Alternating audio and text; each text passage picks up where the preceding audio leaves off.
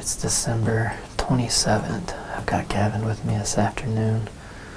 Hope everyone had a great Christmas. I did get out for a quick hunt on Christmas Eve on a different property. I had a pretty solid hunt. I saw a couple of 4-year-olds. I was in there by myself. I did a little hanging hunt and got to watch one of those 4-year-olds breed a doe, and that's the latest I've ever seen in person. Buck breed a doe, and I don't think I got it on camera. I haven't went and looked at the footage, but it was back behind me in some brush. I'd heard a bunch of commotion, some chasing and grunting. Kept getting closer and closer, and through the binos I saw this buck breed a doe, and I couldn't tell through the brush if it was a doe fawn or an adult doe, but pretty dang cool to see this time of year. So I had a solid hunt. But we're back in here tonight on the river farm, back in this Redneck that I moved in a few weeks ago, and of course going after Marino. This is the spot we encountered him from first, and then the following night he was in bow range of this. And tonight's wind it's been really windy all day. Got a west-northwest that's pretty much died down for the rest of the evening. But a west-northwest should be okay until the deer almost get past us. When we got winded that first night, whether it was by him or the other deer he was with, it was pretty much a north-northwest, so obviously you can tell we're cutting it really close. But this is about the wind that I had set this blind up for, and I noticed coming in here, the deer hitting these beans pretty hard, especially back towards that end, so I'm hoping that'll keep a lot of the deer up at this end of the field. We should see some deer tonight. I don't expect much movement until late. It's almost 3 o'clock now, so settle in and maybe tonight will be the night.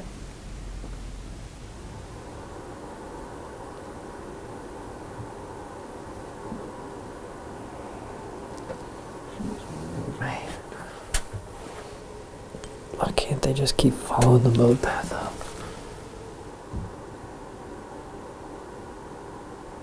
Here. Mm-hmm. It's not a good sign.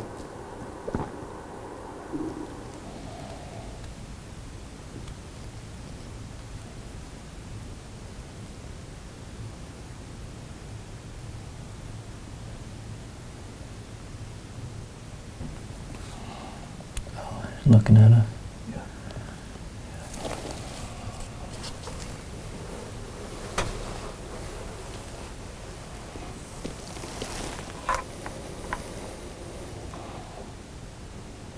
They're just running all over the place back in Coming this way still. there. Yeah.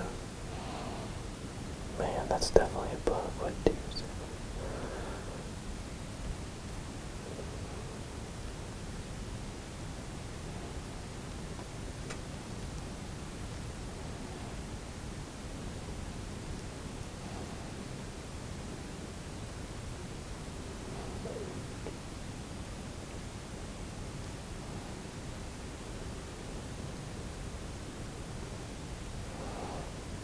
There's still a bunch of deer coming. Little buck and does. He's so framey.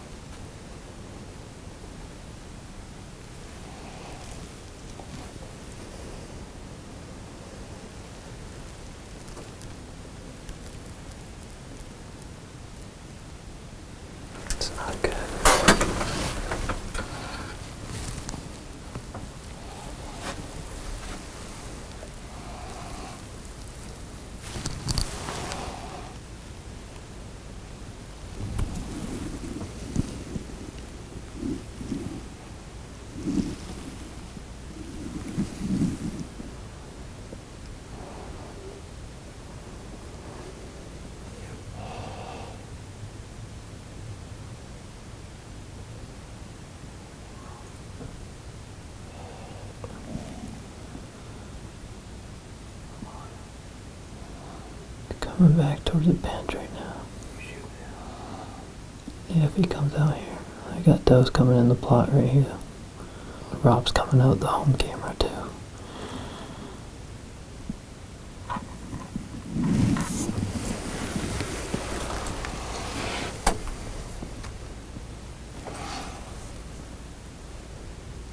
There's a, oh no, that's a good young one. He just came out where Rob was. That's the buck that was with Marino the night he came out here. That deer's awesome.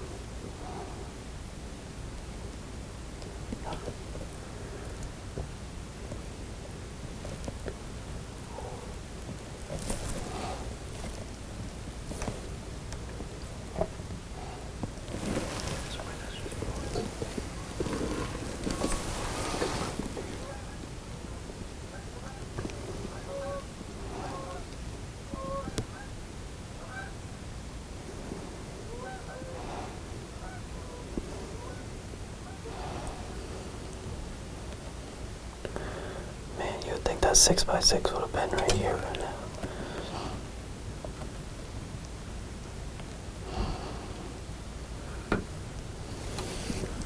I'm worried if I can get that window open or not. He's looking.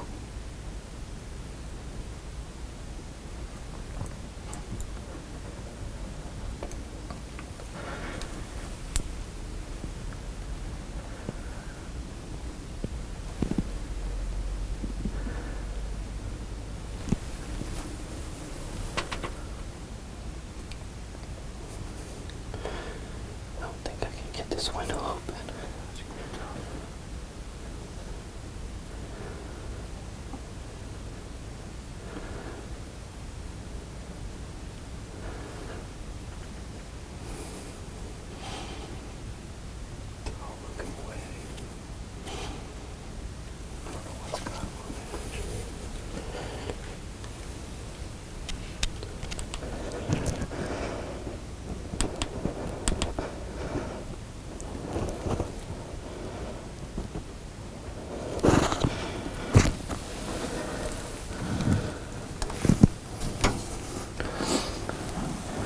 You gotta be kidding me, dude.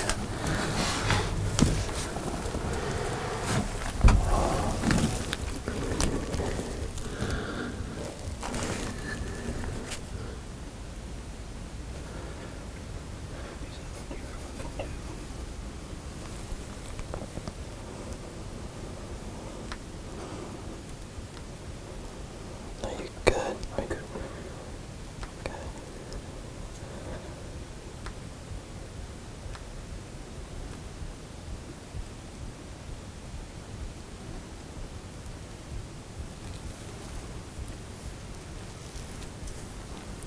Can you see him okay? Yeah. Might have to stand up on top of me.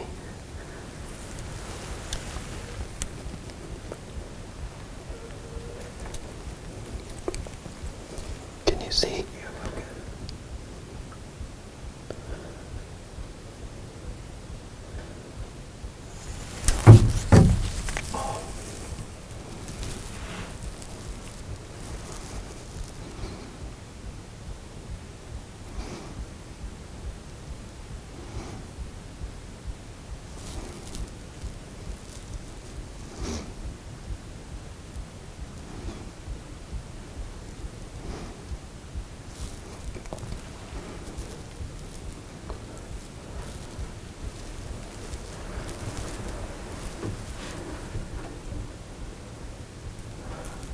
Just can't see good enough.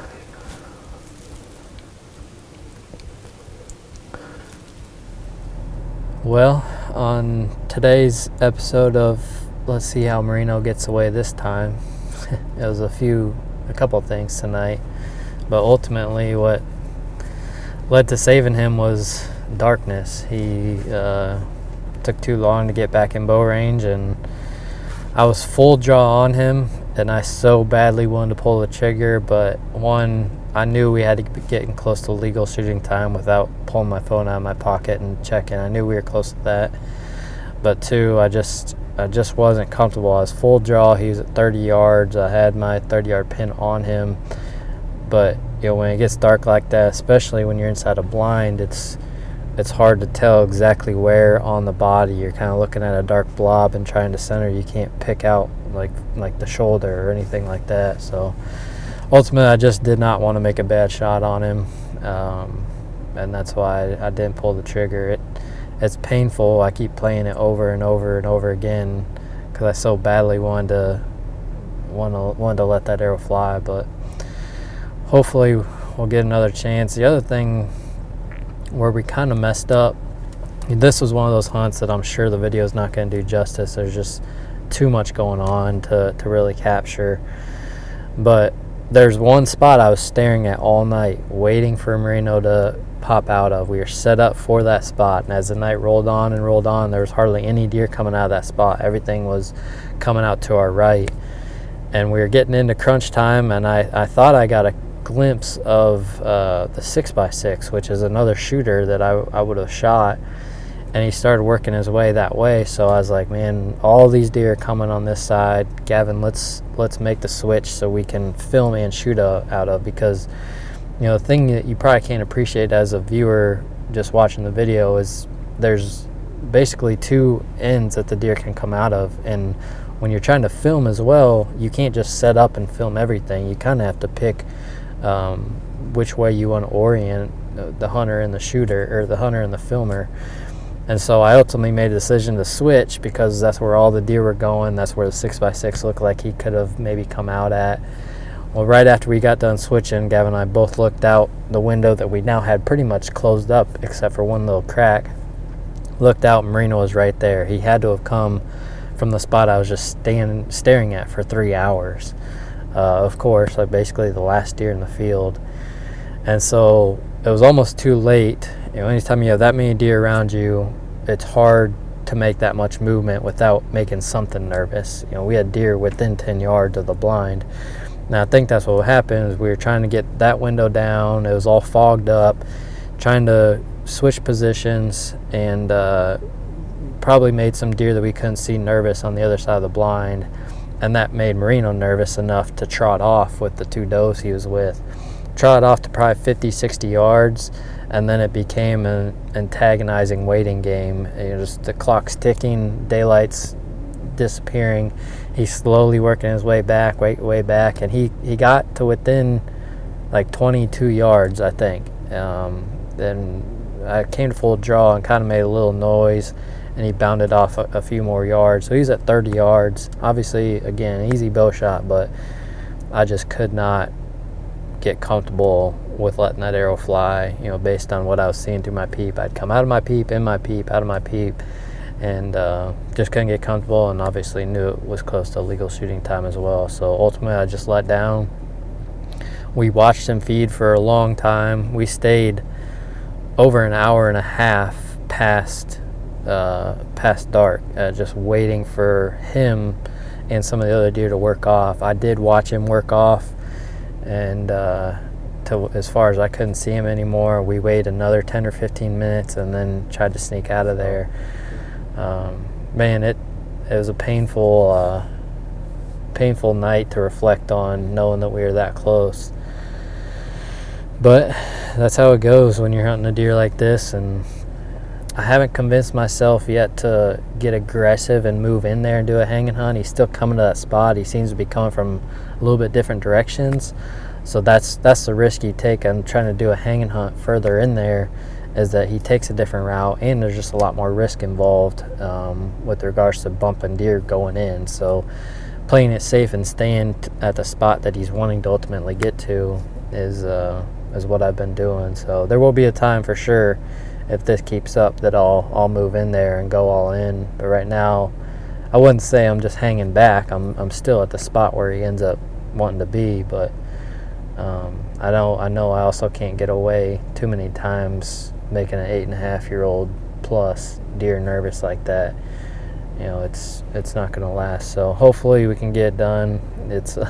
I was joking with Gavin. I get tons and tons of messages about the need for me to just take the muzzleloader out there and end the story. then tonight's hunt is not going to help my case for sticking with the bow for sure, but I just can't bring myself to do that. So we'll keep after it. We'll see if we can eventually win this battle.